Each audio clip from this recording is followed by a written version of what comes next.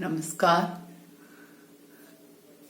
श्री कल्याण राजकीय कन्या महाविद्यालय सीकर से आज प्रिय बच्चों, आज के इस वीडियो क्लास में आपका स्वागत है।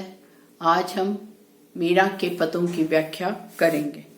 पद पहले देखिए। पहला पद, आलीरी म्यारा नीना बान पड़ी, चित चढ़ी मेरे माधुरी मूरत उर बिचान अड़ी, कब की ठाडी पंत नियारू अपने भवन खड़ी, कैसे प्राण प्रिया बिन राखूं जीवन मूड़ी जड़ी, मीरा गिरधर हाथ बिकानी लोग कहे बिखड़े।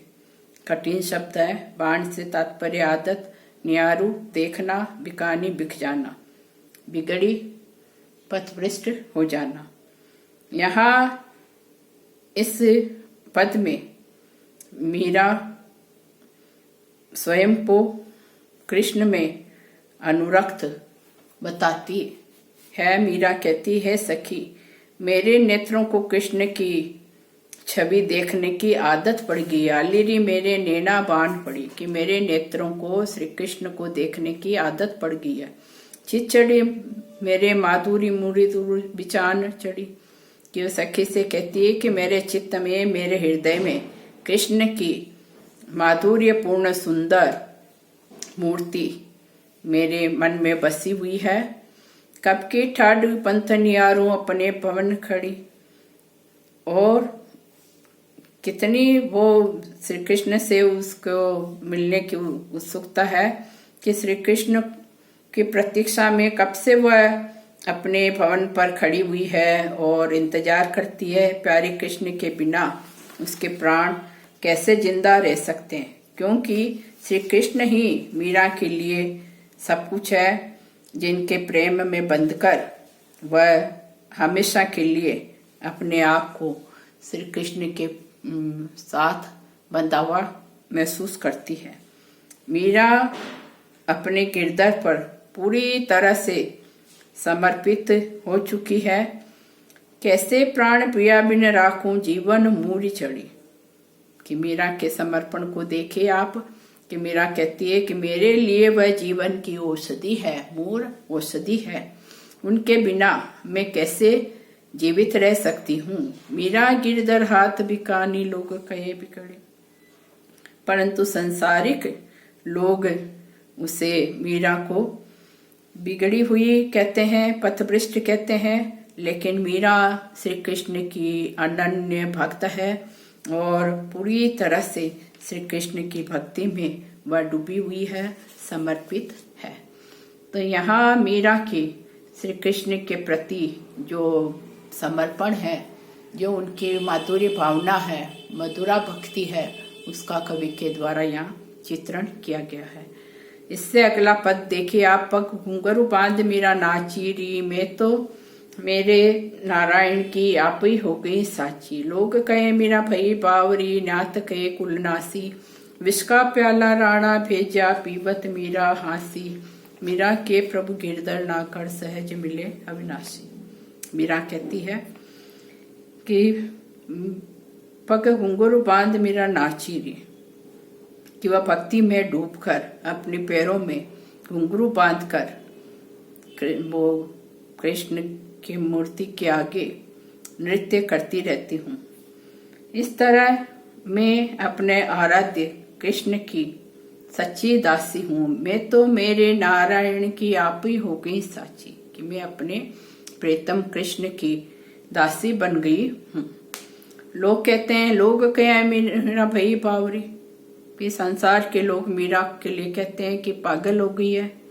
और न्यात कहे कुलनासी, और मीरा के जो कुल परिवार जाति के लोग हैं वो कहते हैं कि ये कुल का नाश करने वाली है। विष का प्याला राणा भेजा पीवत मीरा हासी, और राणा जी को भी मेरी भक्ति अच्छी नहीं लगी, उन्होंने मारने के लिए विष का प्याला तक भेज दिया कि वह मर जाए।